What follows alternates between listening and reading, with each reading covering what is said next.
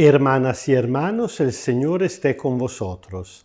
Escuchamos ahora el texto del Evangelio de hoy, lunes de la semana del séptimo domingo después de Pentecostés, según el rito ambrosiano. Lectura del Santo Evangelio según San Lucas, capítulo 9, versículo desde 37 hasta 45. En aquel tiempo, cuando bajaron de la montaña, una gran multitud salió al encuentro del Señor Jesús. Un hombre que estaba entre la gente le gritó con fuerza: «Maestro, te suplico que me ayudes con mi hijo, porque es el único que tengo. Un espíritu se apodera de él y de repente lo hace gritar y lo retuerce, haciendo que eche espuma por la boca, y después de maltratarlo, con dificultad lo deja tranquilo. He suplicado a tus discípulos que lo expulsen, pero no han podido». Jesús le respondió: «Gente incrédula y perversa, ¿hasta cuándo estaré con ustedes y tendré que soportarlos? Tráeme a tu hijo». Cuando el niño se acercaba, el demonio lo arrojó al suelo y lo sacudió con violencia. Pero Jesús dio órdenes al espíritu impuro y el niño quedó sano. Entonces se lo entregó a su padre. Todos quedaron maravillados por la grandeza de Dios.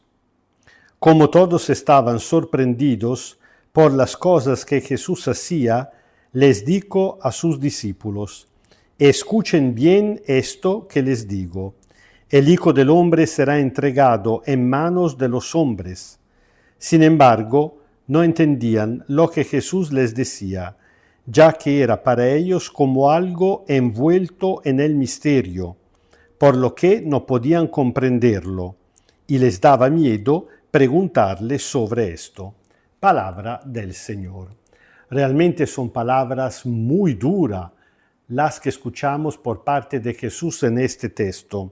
Dice: «Gente incrédula y perversa, ¿hasta cuándo estaré con ustedes y tendré que soportarlos?» El punto es que no estaba hablando a la multitud, no estaba hablando a los judíos, a sus adversarios, sumos sacerdotes, letrados, fariseos, no, estaba hablando a sus discípulos. Jesús acababa de bajar de la montaña donde había ido con Pedro, Juan y Santiago, donde se había transfigurado precisamente para prepararlos a lo que habría pasado. Jesús tenía esta gran preocupación, que sus discípulos se habrían quedado escandalizados el Viernes Santo viéndolo morir en la cruz y no entendiendo el sentido de aquel evento, y realmente tenía toda la razón. No solamente porque sabemos lo que pasará, sino que incluso en este momento, ni siquiera el tiempo de bajar, encuentra un pobre padre que tiene un hijo endemoniado y los discípulos, los suyos, incluso se supone los otros 9 del grupo de los 12, no habían podido hacer nada para expulsar el demonio, a pesar que Jesús ya le había entregado este poder. ¿Por qué? A saber, de la respuesta de Jesús se supone por falta de fe. Tal vez habían quedado asombrados, se habían quedado con miedo, se habían espantado, no habían creído, no habían tenido fe en el poder que Jesús ya le había entregado. De toda manera, Jesús se queda totalmente decepcionado frente a lo suyo. Y eso pasa, cuidado, no tanto en la gente que piensa poco en el demonio. Todo lo contrario, pasa más en la gente que se enfoca demasiado en el mal, en lo demoníaco, que ni siquiera en el Señor Jesús.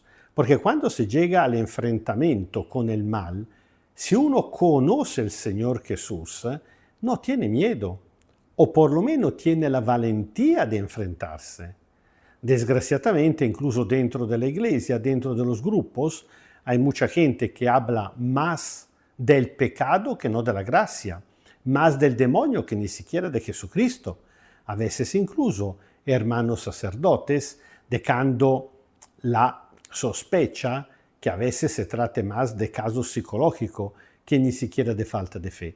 De toda manera, Jesús se enoja, realiza la sanación, la expulsión del demonio y luego, en medio del triunfo, Jesús siempre sospecha del triunfo humano porque sabe que es algo que pasa muy de repente y por el cual la gente se engaña muy fácilmente. Jesús aparta lo suyo y trata de explicarle que su misión, su poder, que acaban de ver tan triunfante en la expulsión de este demonio, en la sanación de este niño, lo verán definitivamente revelado, destruyendo definitivamente al demonio, al mal, pero en el momento de la cruz, como menos se lo hubieran esperado. Y una vez más, Jesús se quedará decepcionado porque lo suyo no entienden por miedo, precisamente pero porque tienen miedo, al final ni siquiera se atreven a pedirle explicaciones. Parece que el miedo y la falta de fe van juntos y se apoyan uno con el otro. Entonces, la cosa que tenemos que superar es precisamente el miedo. No olvidamos que el otro, por miedo, el de la parábola, no tratará de fructificar los talentos de la moneda. Y no por pereza, precisamente por miedo. El miedo, pero, está provocado por la falta de fe y a su vez provoca la falta de fe porque paraliza al hombre. En este círculo vicioso, ¿cómo podemos salir? Seguramente confiando en el Señor Jesús y pidiéndole el don del Espíritu Santo que nos ayuda a dar este salto de fe en la persona del Señor Jesús. El Señor esté con vosotros. Kyrie eleison, Kyrie eleison, Kyrie eleison. Os bendiga Dios Todopoderoso, Padre, Hijo y Espíritu Santo. Amén. Y tratamos hoy en día de hacer este ejercicio. Pensar cuáles son las cosas que nos dan más miedo en esta vida para ponerlas en la mano del Señor Jesús, diciéndole, Señor, yo confío en ti. Esta cosa me da miedo, sí, pero sé que tú eres más poderoso de todo esto y por eso dóname siempre más el don del Espíritu Santo que me dé la valentía, creyendo en ti, de superar todo miedo.